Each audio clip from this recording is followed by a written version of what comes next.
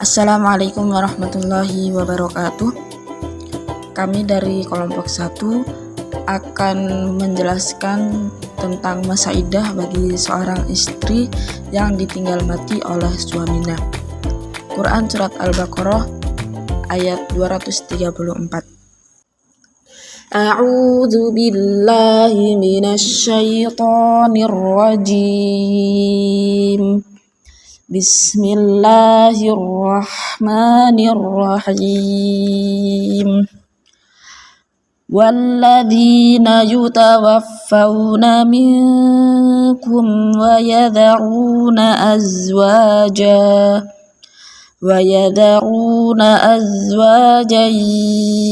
yatarabbasna bi anfusihinna arba'ata ashhurin wa 'ashra فَإِذَا بَلَغْنَ أَجَلَهُنَّ فَلَا جُنَاحَ عَلَيْكُمْ فِيمَا فَعَلْنَ في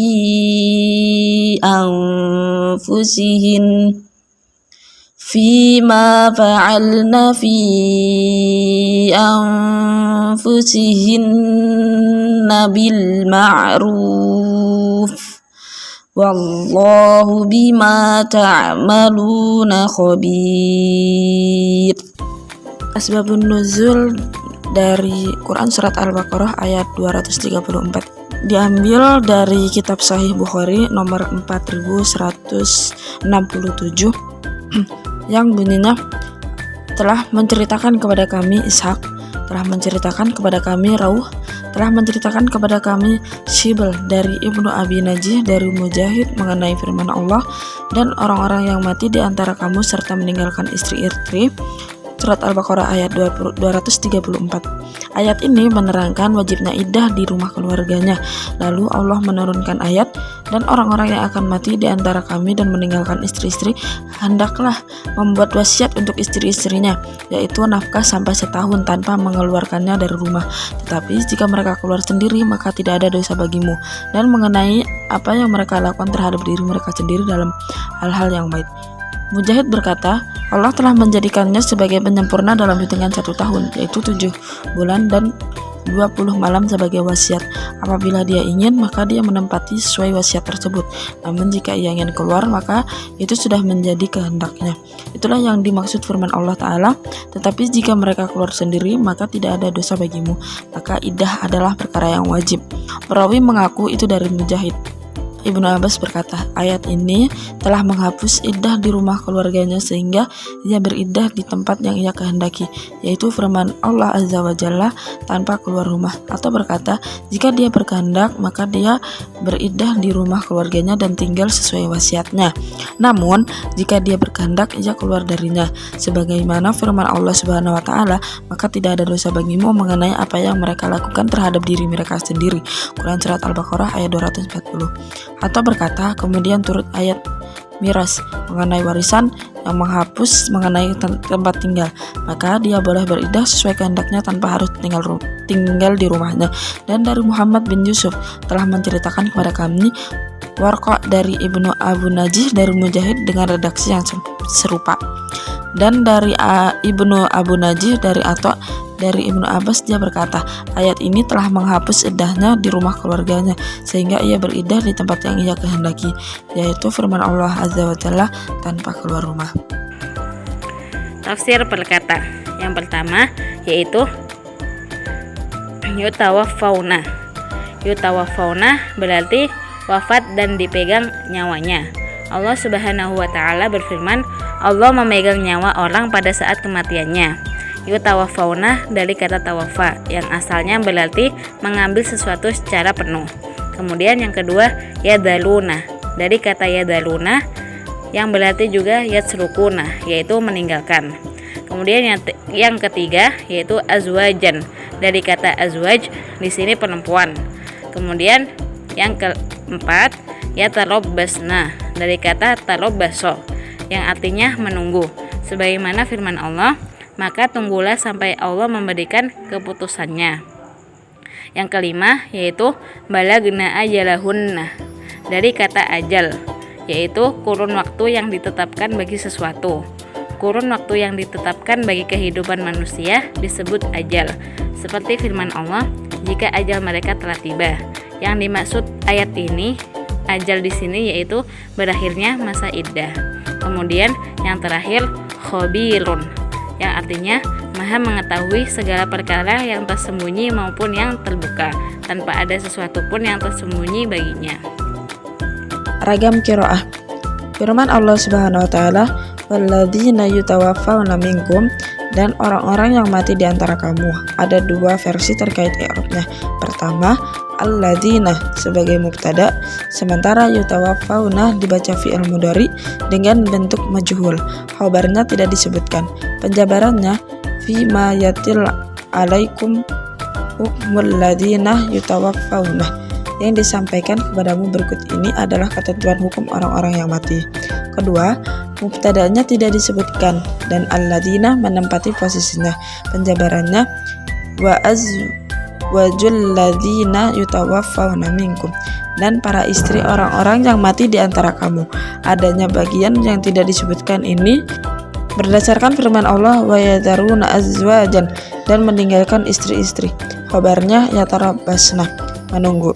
At-Tabari mengatakan, jika ada yang menanyakan di mana khabarnya terkait alladzina yutawaffawna, maka jawabannya diabaikan karena khabar terkait mereka tidak dimaksudkan.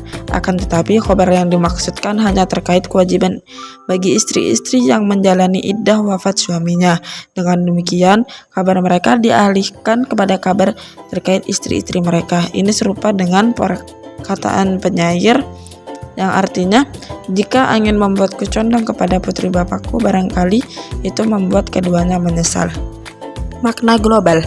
Allah Subhanahu wa taala berfirman, yang maksudnya orang-orang yang mati dari kalangan laki-laki di antara kalian dan meninggalkan istri-istri mereka setelah kematian, maka istri-istri itu harus menunggu selama 4 bulan 10 hari, yakni bertahan di tempat selama masa iddah sebagai bentuk hidat atau berkabung terhadap suami mereka.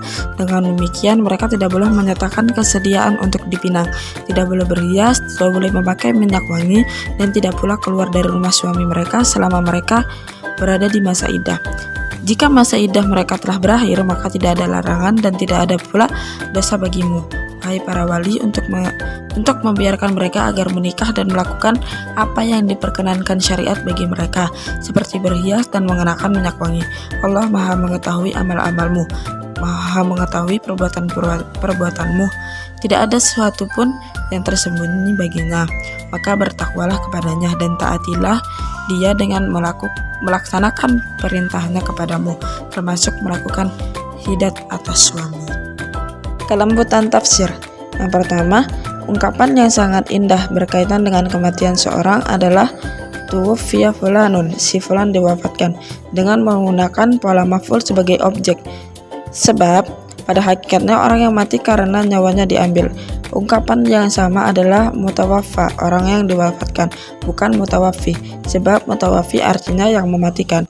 Diriwayatkan dari Abul Aswad Ad-Du'ali bahwa ia pernah sholat jenazah, lalu ada seorang bertanya kepadanya, "Man al-mutawaffi?" siapa yang mematikan?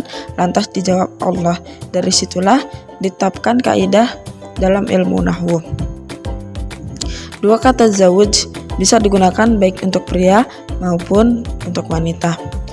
Yang kedua, sedangkan arti asalnya adalah bilangan ganda, kemudian dipergunakan untuk suami dan istri, karena pada suami dan istri adalah dua insan yang terpadu, sehingga seolah-olah menjadi satu.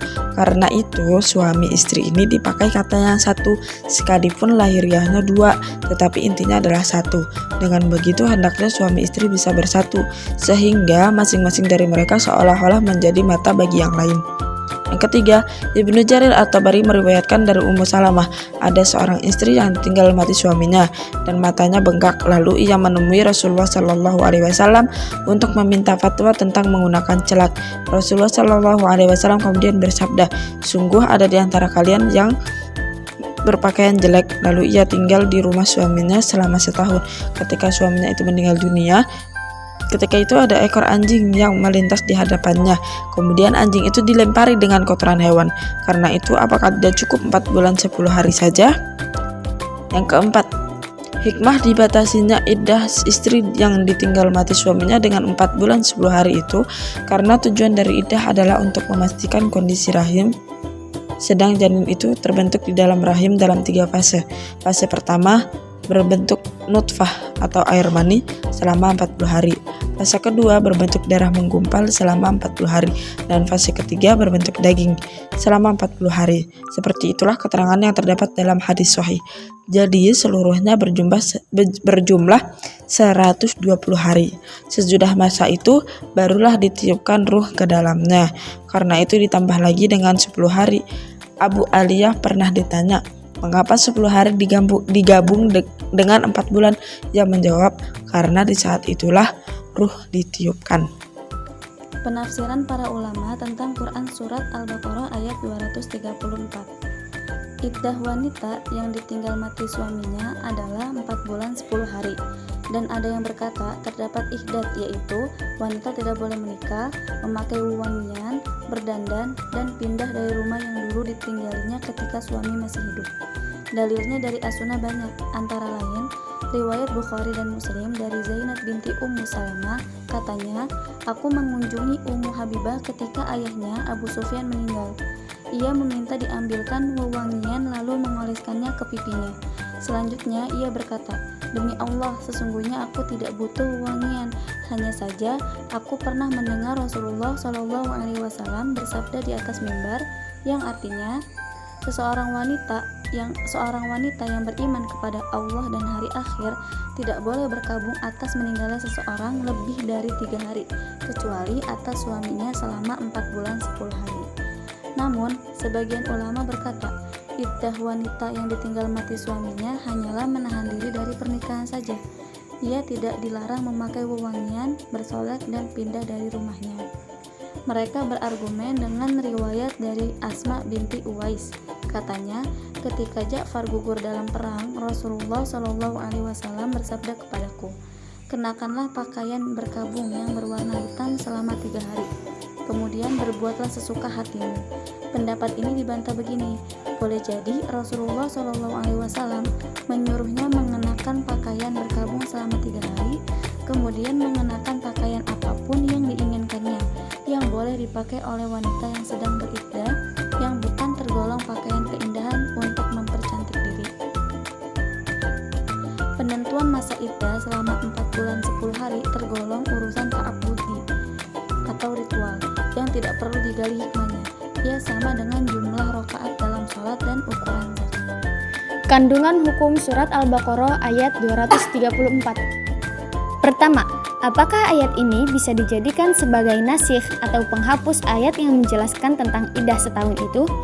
Mayoritas ulama berpendapat bahwa ayat ini adalah nasikh atas ayat surat Al-Baqarah ayat 240. Ayat tersebut menunjukkan bahwa iddahnya itu adalah setahun penuh, yang kemudian dimansuh dengan 4 bulan 10 hari itu. Sekalipun ayat penghapusnya itu disebut lebih dahulu dari sisi bacaannya, namun dari sisi turunnya, ayat iddah setahun itu turun lebih dahulu dan ayat iddah 4 bulan 10 hari itu turun kemudian. Sebab tertib mushaf tidak menurut tertib nuzul, tetapi berdasar tauqifi atau ketentuan dari Rasulullah SAW. Karena itu ayat tersebut tetap sebagai nasikh. Kedua, berapa lama masa iddah perempuan hamil yang ditinggal mati suaminya? Iddah seorang perempuan yang hamil dan ditinggal suaminya mati adalah sampai ia melahirkan. Hal ini berdasarkan firman Allah surat At-Tolak ayat 4. Ayat ini sekaligus sebagai taksis atas keumuman ayat, dan orang-orang yang mati di antara kamu dan ia meninggalkan istri, maka hendaknya istri itu menangguhkan dirinya 4 bulan 10 hari. Demikian menurut pendapat mayoritas ulama. Tapi riwayat Ali dan Ibnu Abbas mengatakan bahwa perempuan hamil itu harus beriddah dengan jarak yang lebih jauh dari 2 masa, yaitu jika dia hamil tua lalu melahirkan anak sebelum habis masa 4 bulan 10 hari, maka dia harus beriddah 4 bulan 10 hari. Tetapi jika dia hamil muda, di mana 4 bulan 10 hari itu telah lewat, sedang anaknya tetap belum lahir, maka harus beriddah sampai melahirkan. Jadi dengan demikian, dua ayat tersebut dapat diamalkan. Tetapi kalau dia beriddah cukup dengan melahirkan anak, berarti dia meninggalkan ayat iddatul wafat. Dalam hal ini, melakukan proses kompromi lebih tepat daripada mentarjih atau memilih salah satu di antara keduanya. Dalam hal ini, Qurtubi mengatakan, ini adalah suatu yang tepat. Seandainya tidak ada hadis Sabi'ah al-Islamiyah, itulah yang benar. Beberapa mayoritas ulama berpendapat bahwa masa iddah bagi perempuan yang hamil adalah sampai ia melahirkan. Hal ini sejalan dengan Al-Quran dan Sunnah. Adapun dasar dari Rasulullah adalah hadis Sabi'ah al-Islamiyah, istri Sa'ad bin Kahulah, yang meninggal dunia pada waktu Haji Wada, sedang Sabah waktu itu dalam keadaan hamil tua. Beberapa hari dari kematian suaminya, Sabi melahirkan anak. Setelah bersih dari nifasnya, ia berhias untuk orang yang hendak meminangnya. Maka datanglah Abu Sanabil bin Ba'kat seraya berkata, "Hari ini kelihatannya engkau sangat cantik. Nampaknya engkau sudah ingin nikah lagi. Demi Allah, engkau belum bisa menikah lagi sampai engkau melampaui masa iddahmu, yaitu 4 bulan 10 hari." Kata Sabi'ah, "Setelah aku mendengar ucapan itu, aku kemudian berkemas-kemas. Aku melepaskan pakaianku yang bagus itu. Lalu di sore hari itu, aku datang menemui Rasulullah untuk menanyakan hal tersebut. Rasul menjawab bahwa aku sudah halal ketika aku melahirkan anak yang aku kandung, dan ia pun menyuruhku menikah lagi kalau aku berkenan." Kata Al-Qurtubi, hadis tersebut menjelaskan bahwa ayat 4 surat At-Thalaq itu berlaku umum untuk semua perempuan yang ditalak, termasuk karena ditinggal mati oleh suaminya. Jadi, iddatul wafat, yaitu 4 bulan 10 hari, khusus buat perempuan yang tidak hamil. Ini diperkuat oleh perkataan Ibnu Mas'ud bahwa ayat tentang perempuan yang sangat pendek itu atau at-thalaq diturunkan sesudah ayat iddatul wafat. Hukum yang ketiga, apa yang dimaksud dengan iddat dan berapa lama perempuan melakukannya atas peninggal suaminya? Islam mewajibkan perempuan yang ditinggal mati suaminya supaya meninggalkan bersolek dan berkabung selama masa iddah, yaitu 4 bulan 10 hari. Dan untuk keluarga si mayit diperkenankan berkabung selama 3 hari. Lebih dari itu hukumnya haram. Hal ini berdasarkan pada hadis sahih yang diriwayatkan dalam kitab Sahih Bukhari dan Muslim dari binti Ummu Salamah. Ia berkata, "Aku masuk ke rumah Ummu Habibah ketika Abu Sufyan ayahnya meninggal dunia. Lalu Ummu Habibah minta diambilkan minyak wangi yang padanya terdapat kekuning-kuningan yang membekas. Lalu ada seorang budak perempuan memakai minyak itu, kemudian memegang 2 pipi Ummu Habibah untuk diminyaki. Ia berkata, 'Demi Allah, aku tidak perlu minyak, sebab aku pernah mendengar Rasulullah berbicara di atas mimbar. Seorang perempuan yang beriman kepada Allah dan hari akhir tidak halal berkabung atas seorang mayit lebih dari 3 hari, kecuali terhadap suaminya, yaitu 4 bulan 10 hari. Arti iddat adalah berkabung. Ialah tidak berhias, tidak memakai wangi-wangian, tidak bercelak, tidak menampakkan diri untuk dipinang orang. Kewajiban ini hanya berlaku atas seorang istri yang ditinggal mati suaminya sebagai penghormatan kepada suami dan memenuhi hak suami yang besar itu. Sebab ikatan perkawinan adalah ikatan yang sangat suci. Karena itu, syarak maupun perasaan kejiwaan tidak dapat melupakan ikatan yang indah itu. Di mana sebelum itu perempuan bisa berkabung atas suaminya setahun penuh karena sakit hati dan merasa duka atas meninggalnya. Begitulah, lalu cara seperti itu dihapus oleh Allah dan ditetapkan 4 bulan 10 hari. Hukum yang keempat, mengapa ada syariat iddah bagi perempuan? Para ulama mengemukakan beberapa hikmah dalam penetapan masa iddah, dan berikut ini kami kemukakan secara global. Yang pertama, untuk mengetahui kondisi kandungan bara'atur rahim, sehingga tidak terjadi percampuran nasab atas nasab satu dengan lainnya. Yang kedua, sebagai bentuk ibadah bagi muslimah karena melaksanakan perintah Allah. Yang ketiga, menunjukkan rasa sakit dan duka atas kematian seorang suami sebagai bentuk pengakuan atas kelebihan dan kebaikan suami. Yang keempat, sebagai penegas terkait dengan pernikahan, di mana pernikahan tidak dipandang sempurna kecuali jika telah melewati masa penantian yang lama. Sebab kalau tidak demikian, perkawinan akan menjadi mainan sebagaimana mainan anak-anak. Bisa bercerai pun pula bisa menikah hanya dalam waktu sesaat.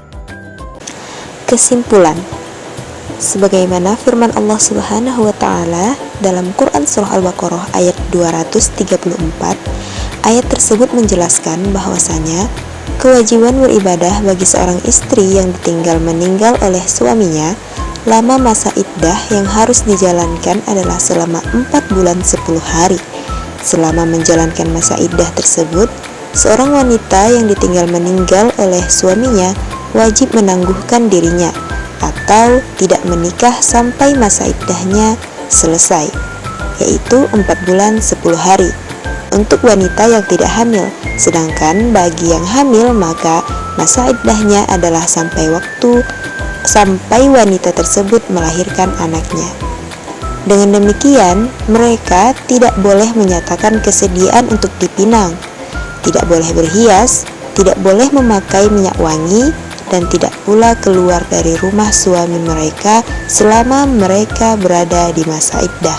Jika masa iddah mereka telah berakhir, maka tidak ada larangan dan tidak pula dosa baginya dan bagi para wali untuk membiarkannya menikah dan melakukan apa yang diperkenankan syariat bagi mereka, seperti berhias dan mengenakan minyak wangi.